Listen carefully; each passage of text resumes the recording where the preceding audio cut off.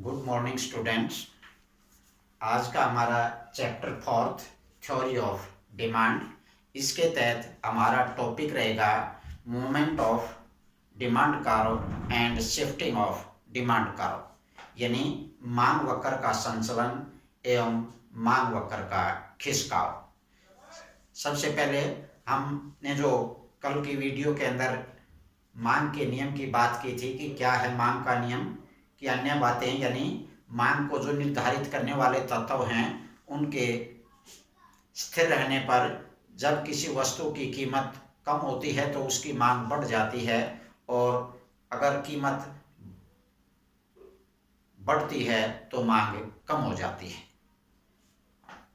इसी के तहत हम आज देखेंगे कि जब कीमत बढ़ती है तो मांग में किस प्रकार के परिवर्तन आते हैं और मांग की मात्रा में किस प्रकार से परिवर्तन आता है। जब अन्य निर्धारक तत्व स्थिर रहते हैं और मांग की कीमत में किसी भी प्रकार का परिवर्तन होता है, उसके कारण मांग की मात्रा में परिवर्तन होता है, उसी को हम मांग वक्र का संचलन कहते हैं, क्योंकि इसको हम मांग वक्र पर विभिन्न बिंदुओं के माध्यम से दर्शाते हैं। जब कीमत कम होती है तो उसको मांग का विस्तार कहते हैं, और जब उसकी वस्तु की कीमत बढ़ती है तो हम उसको संकुचन बोलते हैं। क्या है मांग का विस्तार? कि मांग के निर्धारक तत्व स्थिर रहने पर जब वस्तु की अपनी कीमत कम होती है तो उस वस्तु की मांग बढ़ जाती है, इसी को हम मांग का विस्तार कहते हैं। इस मांग के विस्तार को हम एक टेबल के माध्यम से यानी तालिका के माध्यम से भी समझ सकते हैं कि ये कोई कमोडिटी एक्स, मान लिया आइसक्रीम है, इसकी कीमत 5 रुपये है और 5 रुपये पर हम इसकी 1 यूनिट की डिमांड करते हैं। आइसक्रीम की कीमत कम होकर 1 रुपया हो जाती है, तब हम इसकी 5 यूनिट की डिमांड करते हैं, यानी ये कहलाता है मांग में विस्तार। इसको हम डायग्राम के माध्यम से भी देख सकते हैं। ये हमने डायग्राम बनाया है, इसमें OX के ऊपर हमने क्वांटिटी यानी मात्रा को लिया है और OYX के ऊपर प्राइस यानी कीमत को दिखाया गया है। इसमें हमने दिखाया है जब आइसक्रीम की कीमत 5 रुपये है तब हम 1 यूनिट की डिमांड करते हैं, और जब इसकी कीमत 1 रुपये हो जाती है तब 5 यूनिट की डिमांड करते हैं। यानी जो DD कर्व है ये मांग वक्र है, ये A से B की ओर यानी संचलन हो रहा है इसका, हम इसको संचलन के माध्यम से शो कर रहे हैं। अब हम लेते हैं मांग का संकुचन। क्या है मांग का संकुचन? कि अन्य बातें समान रहने पर जब वस्तु की अपनी कीमत में वृद्धि होती है तो उसकी मांग कम हो जाती है, इसी को हम मांग का संकुचन बोलते हैं। इसको भी हम एक तालिका के माध्यम से दर्शा सकते हैं कि जब आइसक्रीम की कीमत 1 रुपया है तब हम उसकी 5 आइसक्रीम की डिमांड करते हैं, लेकिन जब इसकी कीमत बढ़कर 5 रुपये हो जाती है तब हम 1 आइसक्रीम की डिमांड करते हैं। इसको हम डायग्राम के माध्यम से भी हमने दर्शाया है कि जब कीमत 1 रुपया थी तब हम इसकी 5 यूनिट की डिमांड कर रहे थे, लेकिन जब कीमत बढ़कर 5 रुपये हो गई तब हमने 1 यूनिट की डिमांड की। यानी ये जो DD कर्व है इसका संचलन अब B बिंदु से A बिंदु की ओर है, यानी हम देखेंगे 5 से 1 हो जाता है, ये इधर B बिंदु से A बिंदु की ओर इसका संचलन है। तो ये था मांग में विस्तार एवं मांग का संकुचन। अब हम बात करेंगे मांग में वृद्धि एवं मांग में कमी। मांग में वृद्धि एवं कमी को हम मांग वक्र का खिसकाव भी बोलते हैं, क्योंकि जब वस्तु की अपनी कीमत स्थिर रहने पर अन्य निर्धारक तत्वों में परिवर्तन होने से मांग में जो परिवर्तन होता है वो मांग में वृद्धि या मांग में कमी कहलाता है, या उसी को हम मांग वक्र का खिसकाव बोलते हैं, यानी शिफ्टिंग। क्या है मांग में वृद्धि कब होती है? जब वस्तु की अपनी कीमत स्थिर रहने पर अन्य जो मांग के निर्धारक तत्व हैं उनमें परिवर्तन आता है, और परिवर्तन आने पर वस्तु की मांग बढ़ जाती है तो वो कहलाती है मांग में वृद्धि। इसको भी हमने तालिका के माध्यम से शो किया है कि देखेंगे हम कीमत में किसी प्रकार का, उस वस्तु की कीमत में किसी प्रकार का कोई परिवर्तन नहीं होता। यहाँ जब कीमत 10 रुपये है तब हम 20 क्वांटिटी यानी यूनिट की डिमांड करते हैं, कीमत 10 रुपये है, यानी कीमत में किसी प्रकार का कोई परिवर्तन नहीं हुआ है, लेकिन उसकी मांग बढ़कर 30 हो जाती है, 30 यूनिट की मांग हो जाती है। इसको हमने डायग्राम के माध्यम से भी शो किया है। ये OXX है, इसके ऊपर हमने क्वांटिटी को दर्शाया है, और OYX के ऊपर हमने कीमत को दर्शाया है। और जब कीमत 10 रुपये है तब हम 20 यूनिट की डिमांड करते हैं। किसी अन्य निर्धारक तत्व के अंदर परिवर्तन आ जाता है और उस परिवर्तन के कारण कीमत स्थिर रहती है, लेकिन अन्य जो निर्धारक तत्व हैं जैसे उपभोक्ता की आय है, प्रतिस्थापन जो वस्तुएं हैं या पूरक वस्तुएं हैं, या उपभोक्ता की रुचि है, या दूसरे तत्व हैं, संभावना है किसी प्रकार की कीमत बढ़ने की या उपभोक्ता की आय बढ़ने की संभावना है, इनमें जब परिवर्तन आ जाता है तब मांग वक्र जो है वो शिफ्ट कर जाता है। यहाँ पर हम देखेंगे अब 30 कमोडिटी की जो है डिमांड की जाती है, कीमत वही 10 रहती है। ये DD1 जो वक्र है और ये शिफ्ट होकर DD2 हो जाता है, यानी यहाँ पर ये मांग वक्र जो है वो शिफ्ट हो जाता है। इसको हम मांग में वृद्धि बोलते हैं। किस कारण से शिफ्ट हो गया? ये मांग में वृद्धि के कारण क्या है? जैसे पहला है आय में वृद्धि के कारण। ऐसा जो है किस कारण से हुआ होगा? ये मांग वक्र शिफ्ट जो है क्यों कर गया?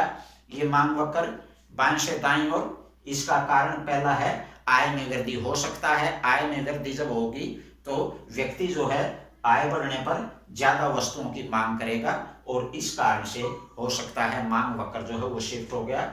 दूसरा हो सकता है प्रतिस्थापन, जो वस्तुओं की कीमत में वृद्धि, जो प्रतिस्थापन वस्तुएं हैं उसकी कीमत में भी वृद्धि के कारण मांग में वृद्धि हो सकती है। जैसे प्रतिस्थापन वस्तुओं के अंदर ज्यादातर हम चाय या कॉफी जो है इसका एग्जाम्पल देते हैं। मान लिया कॉफी की कीमत जो है वो बढ़ जाती है, कॉफी की कीमत बढ़ने पर कॉफी महंगी हो जाती है, लोग उसके स्थान पर उसकी प्रतिस्थापित जो वस्तु है उसका उपयोग करते हैं, यानी चाय का, और चाय की मांग बढ़ जाएगी, जबकि चाय की कीमत वही है, कीमत में किसी प्रकार का कोई परिवर्तन नहीं हुआ है। इस कारण से भी ये मांग वक्र DD1 से शिफ्ट होकर DD2 हो जाता है। तीसरा कारण हो सकता है पूरक वस्तु की कीमत में कमी के कारण मांग में वृद्धि हो जाती है।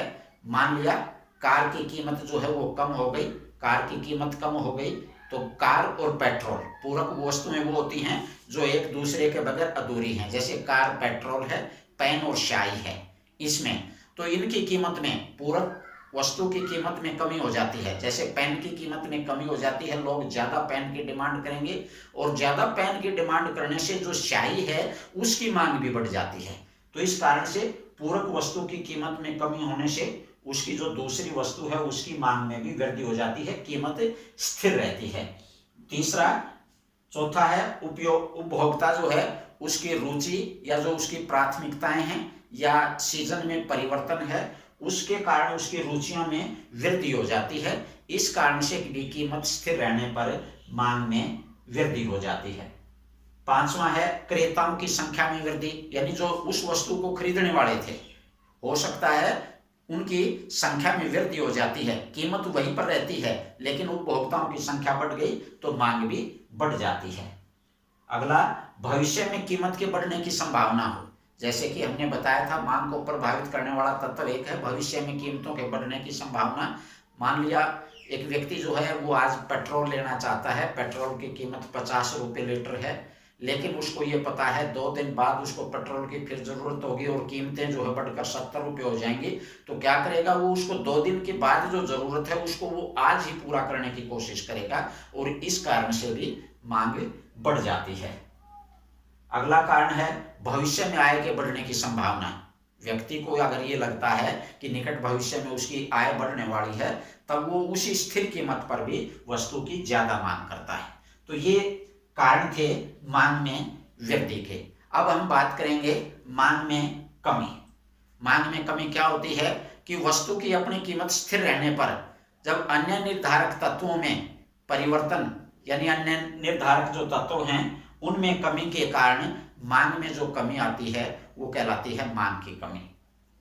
इसको हम एक जो तालिका है उसके माध्यम से देखेंगे कि जब कीमत 10 रुपये थी तब उस वस्तु की हम 30 इकाइयां ले रहे थे, और जब कीमत 10 रुपए के ऊपर अब उसकी 20 इकाइयां ले रहे हैं, यानी कीमत में कोई परिवर्तन नहीं हुआ है, जबकि मांग कम हो गई है। इसका कारण वही है कि जो मांग के अन्य निर्धारक तत्व हैं उसमें से किसी में परिवर्तन हुआ है।